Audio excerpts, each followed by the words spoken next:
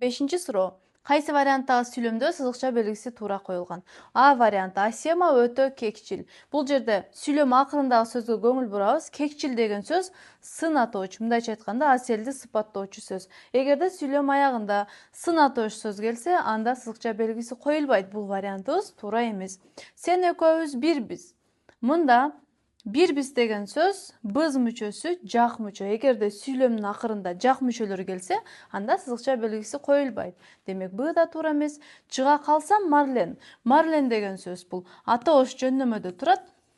Эгерде сүйлөм аягында атоош жөндөмөдө турган сөз келсе, ал үчүнчү жакта эч кандай мүчөсү жок болсо, анда ошол сөздүн астына сызыкча белгиси коюлушу керек. В вариантыбыз туура жооп.